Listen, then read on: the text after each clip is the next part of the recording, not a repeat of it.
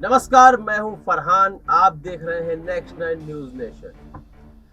Arvind Kejriwal, Aam Aadmi party, अभी मौजूदा विधानसभा चुनावों में करीब 3 महीने पहले की ही बात है। इस 3 माह पहले अरविंद केजरीवाल एक प्रचंड जीत हासिल करते हैं और भगवंत मान मुख्यमंत्री बन जाते हैं पंजाब में। लेकिन 3 महीने बाद जैसे ही संगरूर की सीट में उपचुनाव होता है तो वहां आम आदमी पार्टी को एक करारी शिकस्त का सामना करना पड़ता है। आखिर इस 3 माह में क्या बदल गया? इस 3 महीने में क्या तब्दीली हो गई कि अरविंद केजरीवाल की पार्टी को, जो कि अरविंद केजरीवाल के नाम से चलती है, अब आम आदमी पार्टी दूर केजरीवाल कहा जाता है। विकास पुरुष के रूप में यह भी सामने आए, दिल्ली में फ्री स्कीम्स जारी की, उसी के चलते पंजाब में उन्हें जीत मिली। और इस प्रचंड जीत के बाद जब उपचुनावों में हार का सामना करना पड़ता है तो तमाम सवाल उठना अनिवार्य हो जाता है।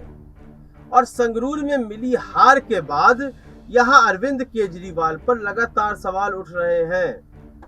गुरमेल सिंह को हार मिलती है, यहां करीब 5,822 वोट से हारते हैं। देखिए, बहुत ही करारी हार नहीं है, लेकिन फिर भी हार का सामना करना पड़ा। तो जो राजनीतिक विशेषज्ञ हैं उनका यह कहना है कि जैसे ही भगवंत मान मुख्यमंत्री बनते हैं पंजाब में तो वहां खालिस्तान जिंदाबाद के नारे लगने लगते हैं।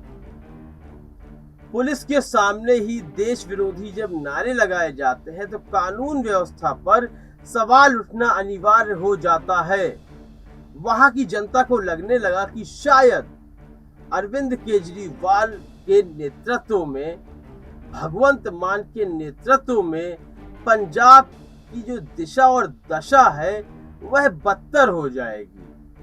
देखिए, यहाँ पर आपको पता है कि श्रोमणी अकाली दल के सिमरजीत सिंह मान की जीत हुई और सबसे बड़ी बात यह है कि सिमरजीत सिंह मान ने भी जीत दर्ज करने के बाद जनरैल सिंह भिंडरावाले का ही नाम लिया।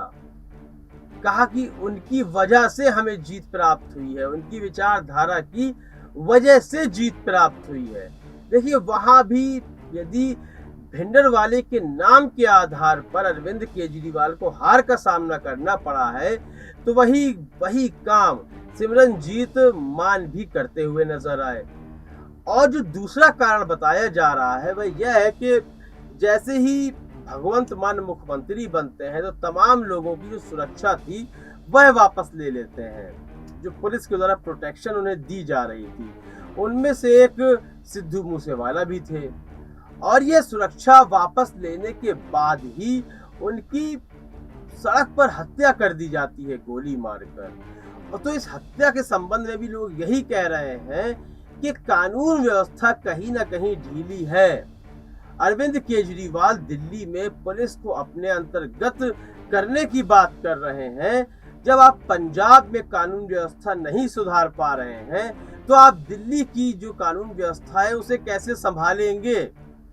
अब देखिए, पंजाब में इस हार के बाद और सिद्धू मूसेवाला की हत्या के बाद, खालिस्तान समर्थन के नारे लगने के बाद अरविंद केजरीवाल पर अब सवाल उठने लगे हैं कि आखिर आप कानून व्यवस्था की बात कर रहे हैं, आप पंजाब में कानून व्यवस्था को बनाए रखने में नाकाम साबित हुए हैं।